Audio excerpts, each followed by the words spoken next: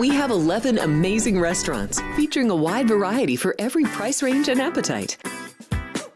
South Point's Garden Buffet has something for everyone at unbeatable prices. Or, if hunger strikes in the middle of the night, join us at Coronado Cafe. The American menu offers breakfast, lunch, or dinner 24 hours a day, plus a Chinese kitchen for authentic Chinese dishes from 11 a.m. to 11 p.m. From steak and eggs to wonton soup, it's fast and friendly service 24/7. When you need a quick pick-me-up, you can find it at our state-of-the-art Starbucks just inside the main South Point entrance. Order ahead with the Starbucks app for easy mobile order pickups. Or enjoy your favorites in the relaxing dining area anytime, day or night. If you love Mexican food, Baja Miguel's has all of your south-of-the-border favorites. There are dozens of classics to choose from, like fajitas, ceviche, chimichangas, tacos, and more. And for spirit lovers, Baja's colorful non-smoking tequila bar is right outside.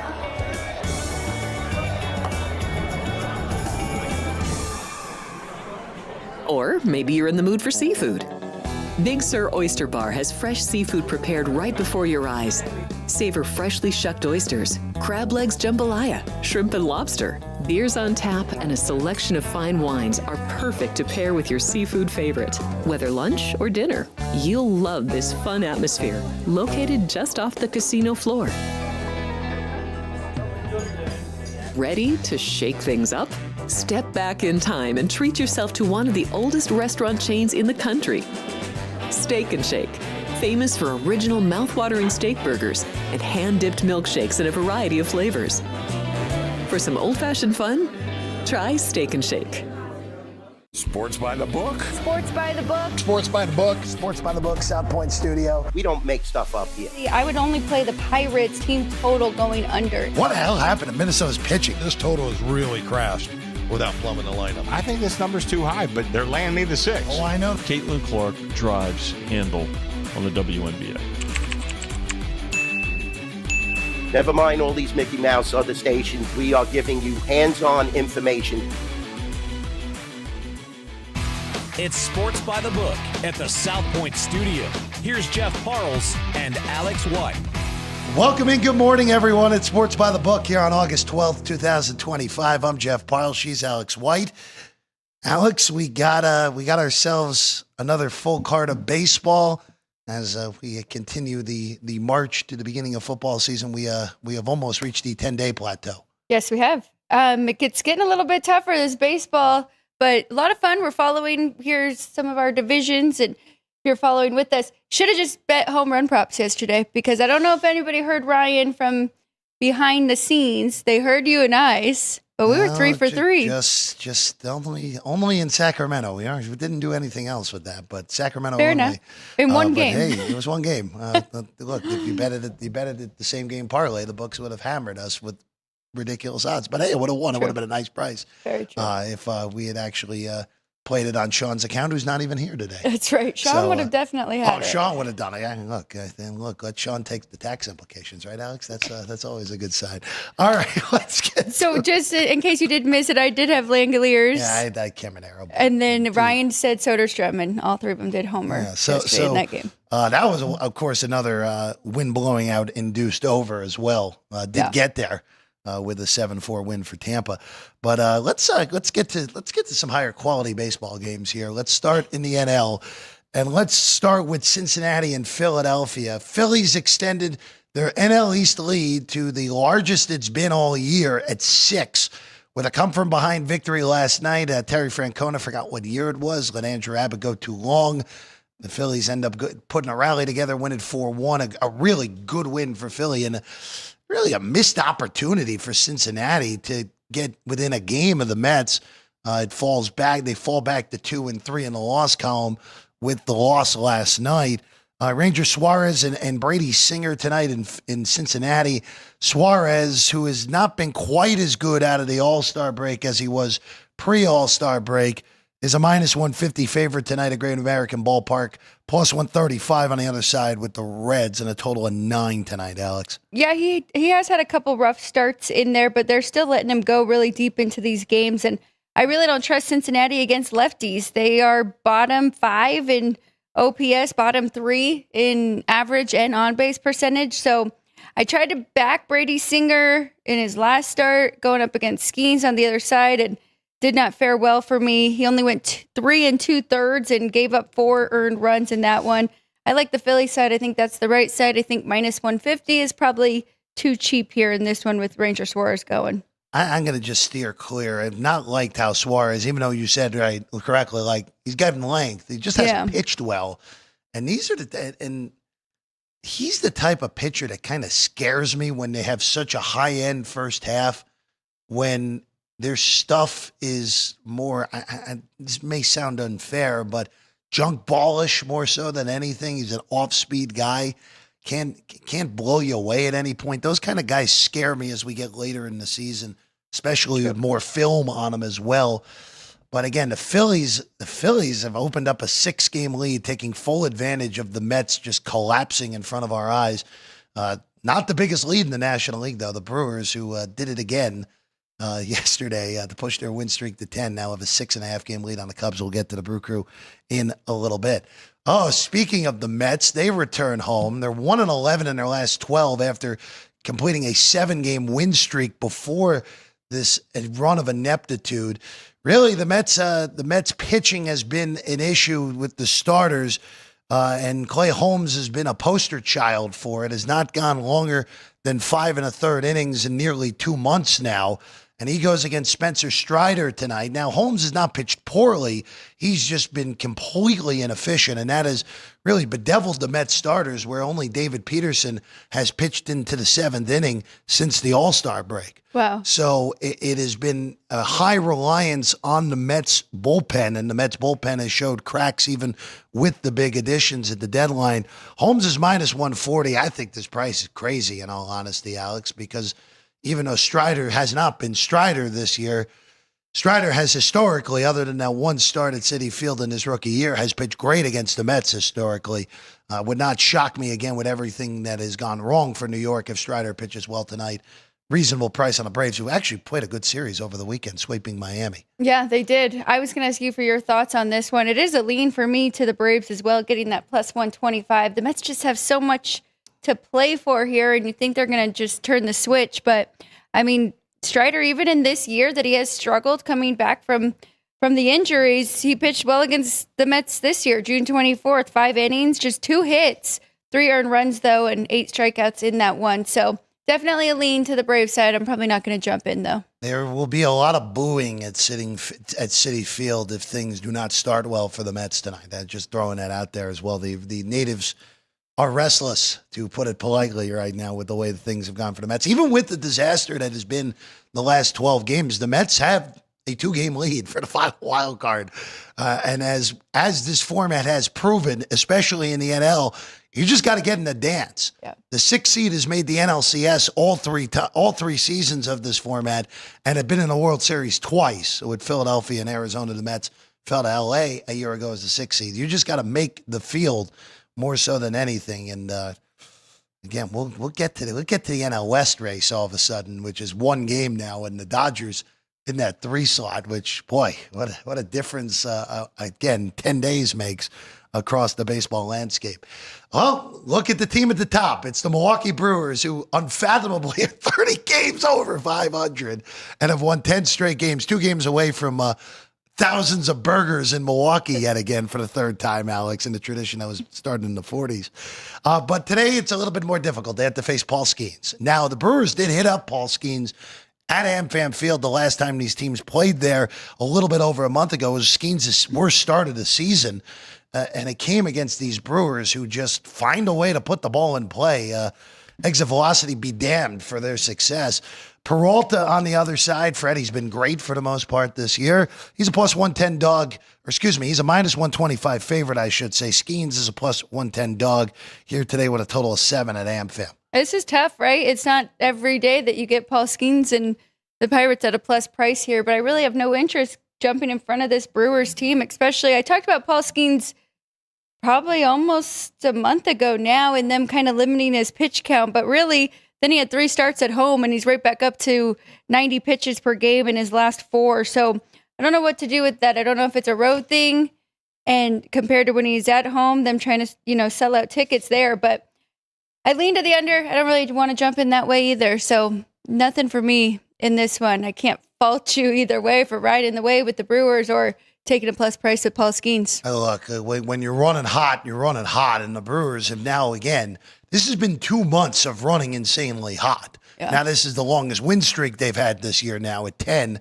If they get to 12, it will equal one of the longest in franchise history. It would be the second longest if they get to 12. But this has been it's flabbergasting. A Brewers team where you just look at the lineup and like, all right, you have Christian Yelich, who's on the wrong side of his career. Churio is their best player, is not even there, and they just keep winning. They keep getting production from Isaac Collins and Sal Frelick and Bryce Terang and Joey Ortiz is 7 RBIs in the last 3 days with his OPS barely over 600.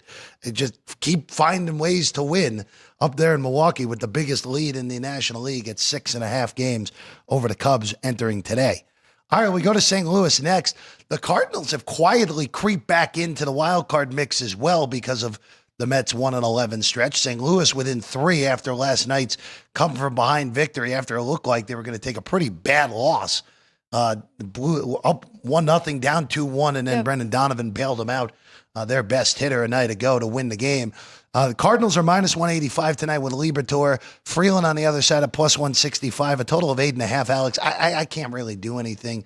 If anything, maybe a little bit of a cheap price to go against Colorado, but I don't know.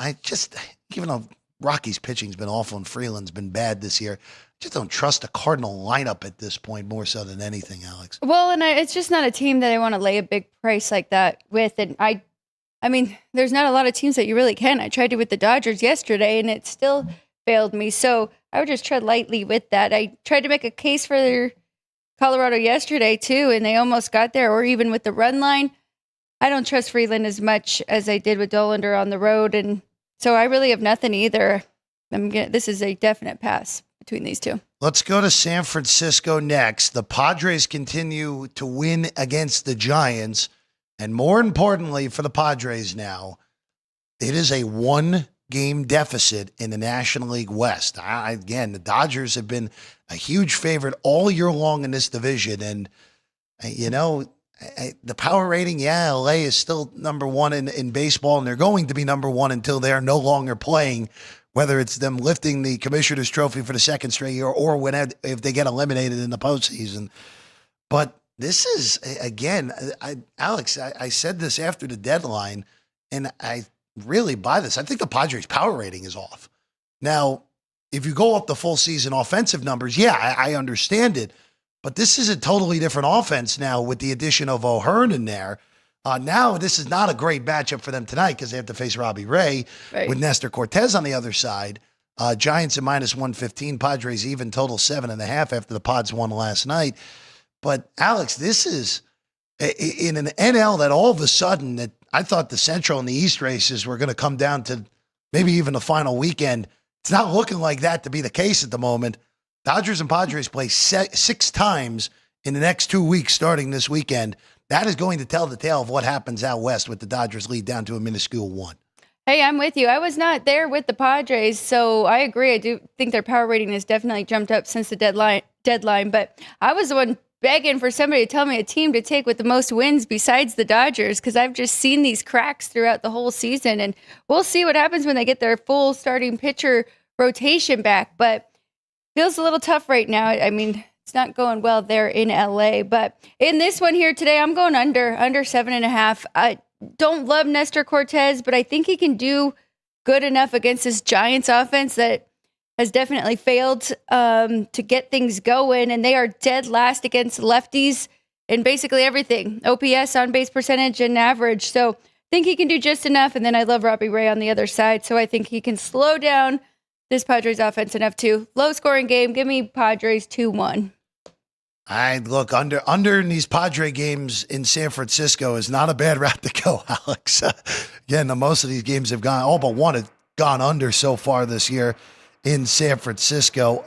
Weather is nowhere near as windy as it was a day ago. It's about 10 miles an hour less with 60 degrees as the temperature for the Giants and the Padres tonight. Yeah, it's a good thing you kept me off that over yesterday even. Yeah, weather. With the 4-1. You know, even that ballpark, really, you feel it if you're in the crowd, but you don't, like, on the field, it's not, if it's blowing out, it really doesn't do much there, in San Francisco. All right, let's go to Baltimore next. Seattle and Baltimore, Mariners and Orioles, Kirby and Kramer. Mariners, again, best deadline in the AL. It is reap the rewards. They're only a game behind the Astros. Good win for the Stros last night. They beat Garrett Crochet to at least keep the lead out west. Seattle with Kirby's minus 60, total of 9 at Camden Yards here tonight, Alex. This is tough. I think that George Kirby's the better pitcher, but since coming back, he hasn't been all that consistent. I do like his last 3 starts. I think he is starting to get more into rhythm here. You can expect 5-6 innings from him. I think he's better than Dean Kramer. I think that's the right side here with the Mariners.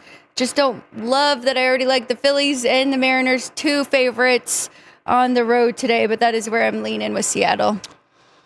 You know, I'll just say this with the Mariners, and I go back to what I said after the deadline. American League wise, I didn't even think it was a debate. They did the best of everyone by margin, and the extra dimensions in their lineup. Now, look, Raleigh's on his way to winning the MVP at this point, even with how great Judge was pre-injury. But the Yankees are a mess at the moment. But they've gotten production out of Suarez, and Naylor's been incredible since coming back, coming over. So, well, Suarez's numbers aren't even great yet since he's hitting for power, even though he's not hitting for average. But Naylor has been a stud for Seattle, and there you go. They're the AL MVP odds. I think Raleigh should be favored personally at the moment. And you know, normally we don't punish guys for injuries, but especially when they're only out for 10 days. But I think Raleigh should be the favorite at the current moment in the American League. All right. Look at that 2-horse race there. It's not even close. It's been a 2-horse race for a while now, but really, again, if you're betting anyone below Raleigh at this point, just send us a Venmo instead. We'll very happily take your money. All right, let's go to New York next. Alex, I mentioned it yesterday, but I did not have the number in front of me. After the win last night for the New York Yankees over the Minnesota Twins, since 2002, including the playoffs, the Yankees are now 124-44 against Minnesota. I'm not a mathematician. That's 80 games over 500 in 23 seasons against the same team. That is complete ownage. And the Yankees could not have asked for a better time to see the Twins than right now. Rodon against unnamed right now for the Twins tonight. Yankees are minus 240, total of 9 at the stadium here, Alex. Yeah, I think Thomas Hatch is getting the start here for the Twins, but I liked the Yankees yesterday. I didn't trust them completely. I should have listened to you and taken them as my favorite rather than the Dodgers there, but I think that's the right side again here is the Yankees. I'm probably not going to jump in. It's probably not going to make my board, but I couldn't fault you if you were parlaying that with something else. 80 games over 500 in 23 years against the same team. I mean, for the Twins' sake, thank goodness the Yankees aren't in the same division as them. Yes. But, I mean, that is just insanity. I knew it was the best record in baseball for an opponent by far. I didn't realize it was 80 games over and over, almost equivalent to a whole season against the Yankees against the Twins in the whole season are better. It would be the best team in the history of baseball over the last 23 years. Crazy insanity, but I expected. I parlay fodder today, right? With the Yankees, just throw them in with someone, find someone else, get it done against the Twins. All right, let's go to Chicago next. Boy, that felt like one where we almost got there, even though I don't think we really deserved it. Agreed. With the Tigers last night on the run line. We did win the regular price that I mentioned during the show, but the Tigers only win 2-1 against the White Sox last night. Flaherty against currently undecided. Alex, if you have any expectations for who may start, let us know. Minus 70 on Flaherty, plus 55 on the Sox, and a total of 8.5 at Wright Field tonight. This one I don't know who is going to get the start here. Mike Bassel, maybe. That's who I had yesterday from RotoWire, but instead of coming out of the bullpen, he will get the start. So, I mean, it's the Tigers again here. I do think that's a cheap price on them. That might be your parlay right there is the Yankees and Tigers. Probably won't play it myself. There's a couple other bets I really like, but those are the 2 favorites I probably like the most. Big favorites, anyways. I'll just say this with the Tigers, where this American League playoff picture right now. Cleveland, by the way, was off yesterday, so it was important for Detroit to win that game to push it back to 6.5. Yeah. Tigers sitting there at the 2 slot, and I've mentioned this with Seattle, or if they somehow find a way to get a bye, that look out with that pitching and having it in the correct order. Of all the teams in the American League playoff picture, I don't think there is a single team that needs the bye more than Detroit, because the gap from their top 3 to their back end is gigantic. And obviously, when you have the best pitcher on the planet, even though he hasn't been quite as good recently, in Tariq Skubal, and you're guaranteed Skubal in that scenario 2 games in a division series, if you get the 2 seed, it doesn't matter. They don't need the 1. They just need a bye. They need either the 1 or the 2. Right. It is a monumental advantage for Detroit. And especially if they draw, let's say it's Detroit-Seattle in round 1, which, boy, what a great series that would be if that ends up being a division series, which could happen if Seattle wins the West and then wins the wild card series. That's a pretty big thing for Detroit, where it's Skubal against, again, I like Seattle's starting depth better. I'm just using them as an example. And I also like Houston's starting depth better as well. It's a big advantage to Skubal against their 4 as opposed to having, Montero pitching game 1, potentially. Mize pitching game 1 for Detroit against either Framber or whichever one of those aces you want to throw on Seattle. That's a big advantage for the Tigers if they get the bye. Well, and I mean, right now, Seattle's got a nice little win streak going, and the Tigers, after I just said all of that about them being one of the big favorites I like, maybe tying them up with the Yankees, still don't completely trust them. Just 2 runs yesterday, and I know they had runners on in the 9th when it was delayed, but offensively, I really they got to start figuring some things out. And this is the series they want to do it, right, against the Chicago White Sox. Got to get fat and happy against the bottom feeder, right? That's we've said that a lot on this show, and for Detroit this weekend, they go to Minnesota. They did not play well against the Twins last weekend. No. Lost 2 out of 3 last week. That was a midweek series. But look, they get Houston after this series here in Chicago and then 4 in Minneapolis. You get 3 against Houston. I just don't know what you're looking at. If you're Detroit, if you don't handle your business here, you could be looking at falling into the 3 slot. And as we just said, would not be good if you fall into the 3 slot for Detroit. All right, let's go to Houston. Boston, Astros. Astros take game 1. They beat Garrett Crochet last night. Now, Javier did not pitch particularly great, but it was enough. We've heard that before. It's enough. Arrighetti against May, basically a flip with the Stros a small favorite. Total 8.5. Alex, I'm steering clear of this because I like Dustin May more than I like Arrighetti.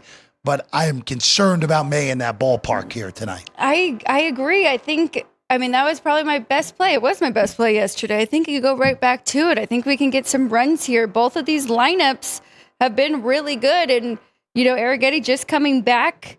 We've only seen him 1 game, I believe, since the injury. It only has 3 starts on the year. But, he can definitely give up some runs here to the Red Sox. I lean to that side. I think I'm with you. I think Dustin May is slightly better as of right now, but I think we're going to get runs from both of them. So over or nothing for me in this one.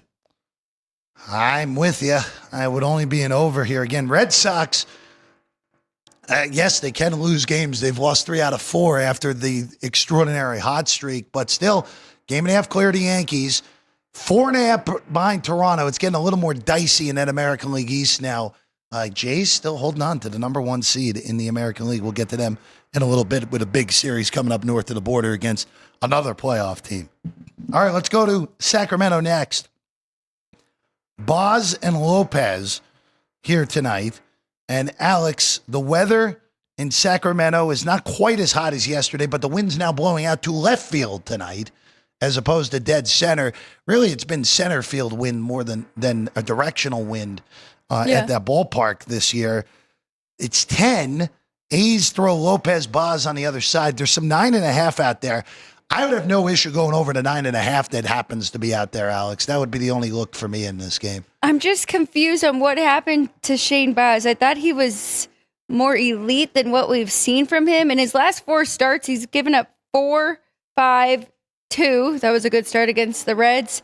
And 8 against the White Sox. Gone 4 or 5 innings pitched. So this Athletics team can hit. I mean, I definitely lean to that side. I did yesterday as well. They almost made a comeback there, but not enough. I think that they're the right side here today. I don't mind your over. I'd probably rather go with Athletics team total over. I don't know for sure what we're going to get from Jacob Lopez. I'm pretty confident the Athletics can hit Baz. Jacob Lopez could go out there and throw a gem or could give up a few runs and maybe not go that long, and then they get to see the bullpen. So Athletics team total over or -110. I think that's a great price.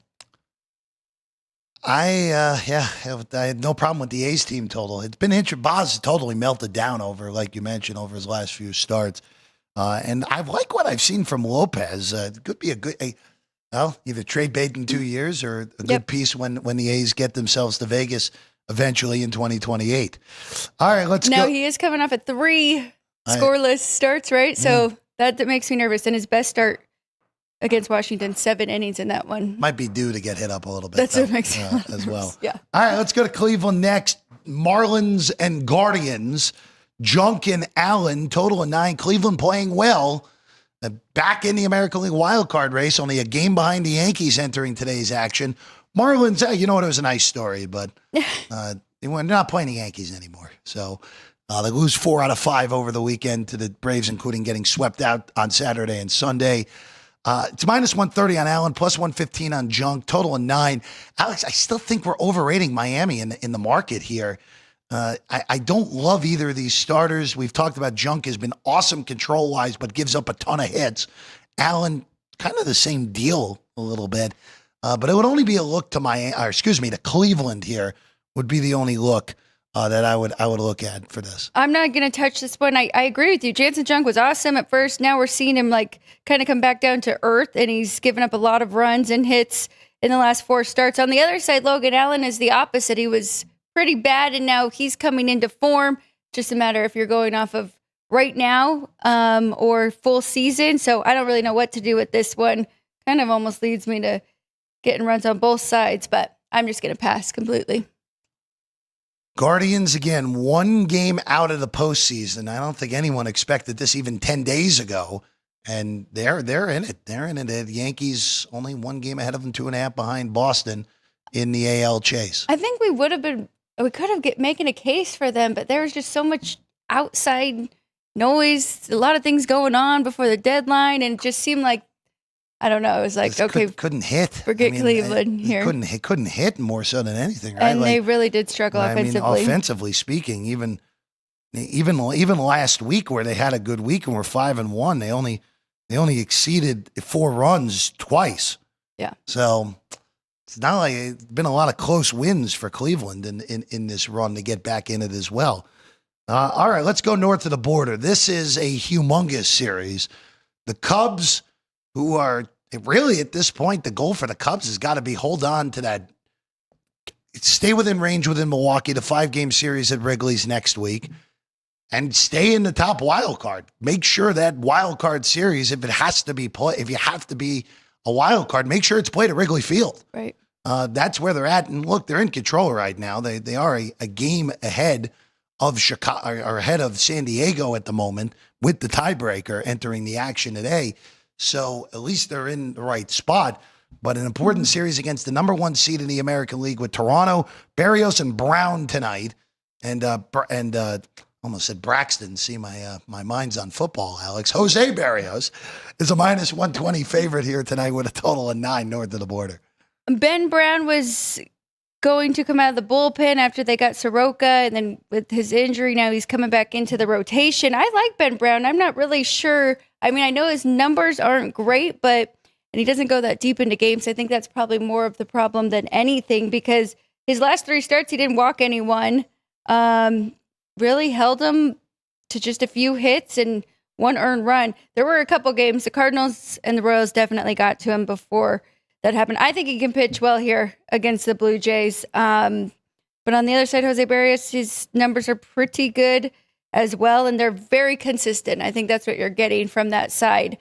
Now it's just a matter of the offenses, and the Blue Jays are still scorching hot. So it's really hard to make a case. I'm trying to make a case for the dog here, getting a plus price, but not enough to jump in here with the Cubbies. Let's go to Kansas City next, and you got Michael Wacha and Mitchell Parker. 9 the total. Now Kansas City's offense, boy, Washington, even with the series win in San Francisco over the weekend, it's been bad. Yes, it's been bad since the All-Star break. You can't even say the deadline. Second worst record in the NL. And that's only because we have historic ineptitude in Denver with the Rockies. Minus 90 with Wacha, plus 170 with Parker, and a total of 9. I don't know, Alex. It feels like a reasonable price on Washington, but how the hell can you bet on them with a guy who has really pitched poorly over the last 2 months? I couldn't agree anymore because I don't want to lay that big price with Kansas City, even though they did get the win yesterday, 7-4. I mean, I think it's a huge price on the Nats here. Michael Wacha has been pitching phenomenal, though, so that is the one thing you have to worry for. Also could be maybe looking for the dew factor. You might get hit up a little bit here by the Nationals. So I just think that price is way too big at the Royals at home. So it's a lean to the Nats, plus 170. God, it's just so ugly. But price is not teams, right, Alex? That's where we're at on that. All right, let's go to Texas next. Wild game in Arlington yesterday. I didn't quite expect that with the pitchers that were on the bump. Evaldi, Right. Evaldi gave up 3 homers, but the Rangers still found a way coming from behind 7-6 to win last night to at least keep pace in the American League wild card race. DeSclafani going tonight for Arizona. Jack Leiter on the bump for Texas. Total 8.5, minus 145 on the Rangers here tonight. It would only be a Texas bet for me in this one. I think that's a pretty good price on the home team. I think they should be closer to $1.75. Pitching advantage, bullpen advantage, and don't know if I can quite give them lineup advantage just yet, but they are starting to hit better. And there are some holes in the Diamondbacks lineup. So Rangers are pass for me as well, minus 145 at home. Man, I really want to look at taking Texas here today, but that just feels like too big of a price in the end. If it was 10 cents less, 15 cents less, sure. Minus 145, can't quite get there in the end on that one. All right, let's go to the Freeway Series. Hey, the Angels have swept the first 4 games against the Dodgers this year. They have clinched the season series. It has been a long while since the Angels have won the season series against the Dodgers. It was pre-COVID. It was 2019. That's the last time the Angels won the series against the Dodgers. Yeah, they tied last year. They tied in 2021, but a little bit different here. Also, the Angels, other than that 2019 series, have never swept the Dodgers.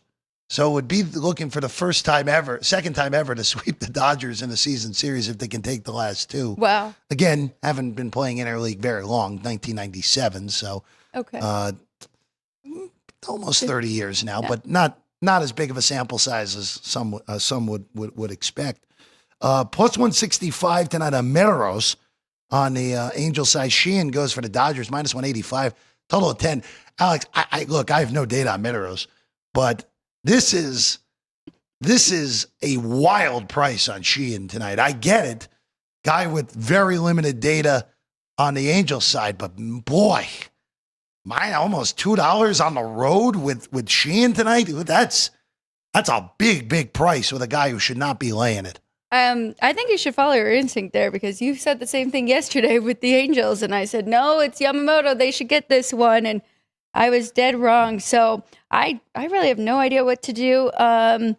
Looks like he has not pitched. Well, he has appeared in the bigs. He just hasn't started. So this is his first start this year, but looks like he's been better since going back down to AAA, getting some starts there, and pitched really well, actually. So the first time the Dodgers are seeing him, I think he could pitch decently good.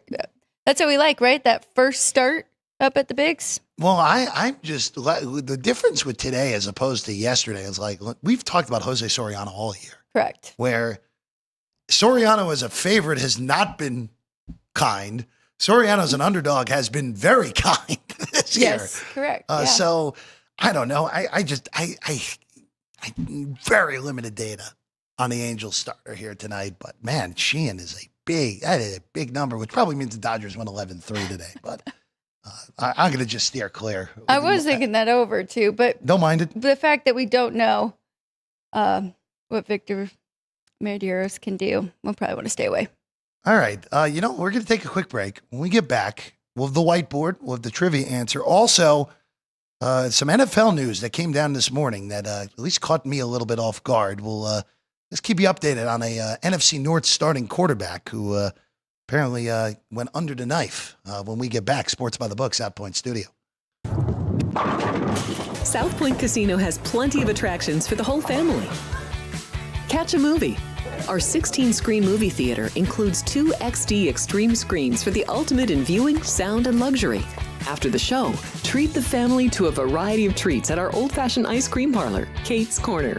We scoop up a variety of creamy concoctions, including smoothies, hand-dipped cones, milkshakes, malts, sodas, and sundaes. At Kate's, there's something for everyone. And if you've still got time to spare, our bowling center might be right up your alley. Voted Best of Las Vegas, it's a great place for friends and family fun. 64 lanes, a pro shop, snack bar, and arcade. And while the kids are bowling, you can play slots and sip on a drink in the Alley Cat Lounge while overlooking the lanes. For our more serious and professional bowlers, the South Point is also home to a separate tournament bowling plaza. We have 11 amazing restaurants featuring a wide variety for every price range and appetite. South Point's Garden Buffet has something for everyone at unbeatable prices. Or, if hunger strikes in the middle of the night, join us at Coronado Cafe. The American menu offers breakfast, lunch, or dinner 24 hours a day, plus a Chinese kitchen for authentic Chinese dishes from 11 a.m. to 11 p.m. From steak and eggs to wonton soup, it's fast and friendly service 24/7. When you need a quick pick-me-up, you can find it at our state-of-the-art Starbucks just inside the main South Point entrance. Order ahead with the Starbucks app for easy mobile order pickups. Or enjoy your favorites in the relaxing dining area anytime, day or night. If you love Mexican food, Baja Miguel's has all of your south of the border favorites. There are dozens of classics to choose from, like fajitas, ceviche, chimichangas, tacos, and more. And for spirit lovers, Baja's colorful non-smoking tequila bar is right outside.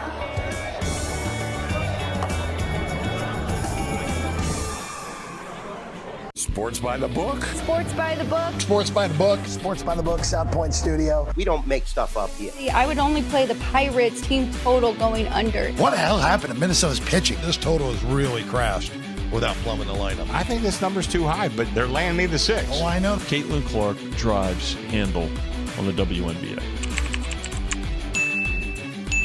Never mind all these Mickey Mouse other stations. We are giving you hands-on information.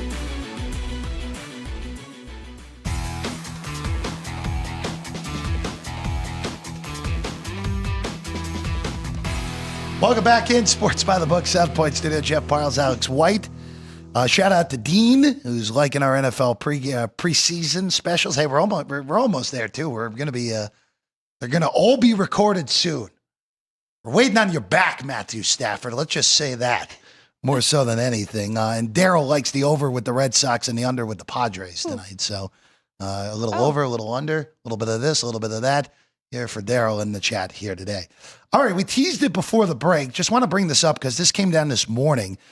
Now, remember last year, of course, Jordan Love dealt with injury, missed a few games, was never really the same after his knee injury week 1 in Sao Paulo a year ago against the Eagles.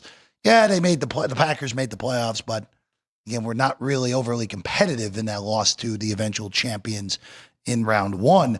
So Jordan Love on the final snap in the preseason game on Saturday night, injured a ligament in his non-throwing thumb, his left thumb.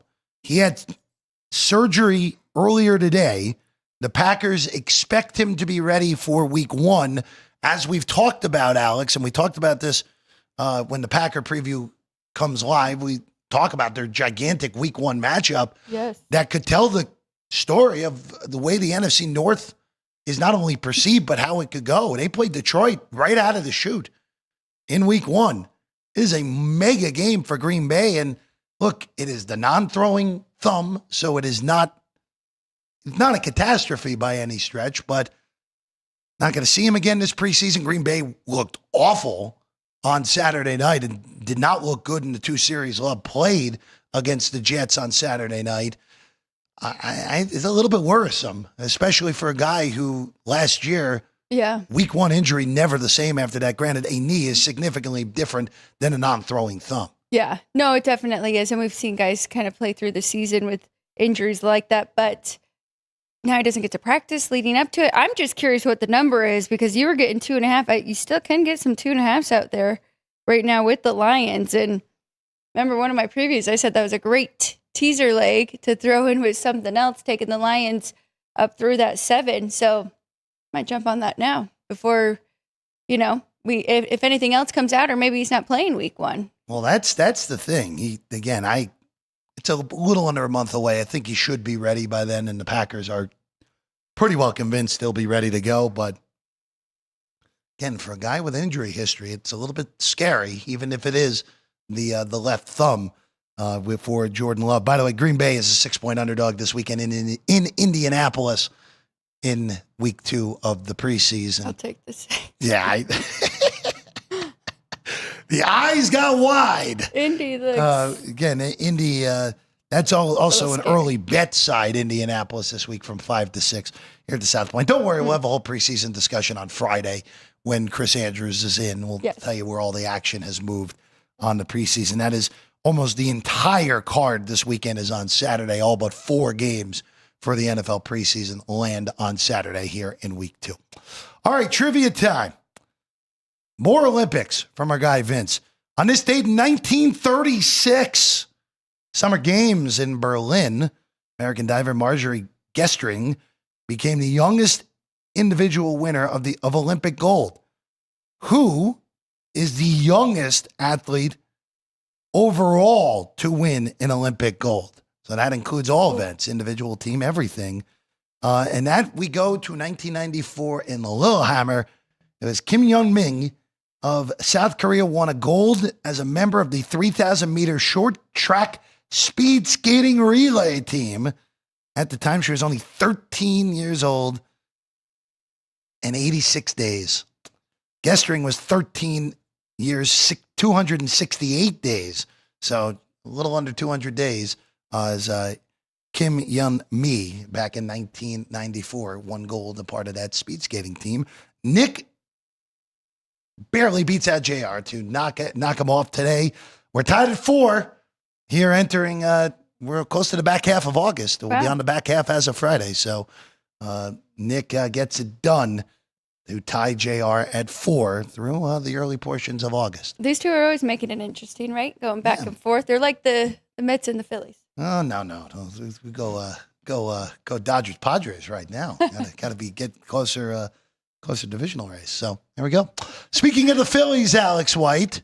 Speaking of the Phillies, they might be making an appearance here today on the whiteboard here on a Tuesday. Again, full baseball card. By the way, one other note, real quick, just for our programming, season previews well underway on our YouTube page over at Sports by the Book.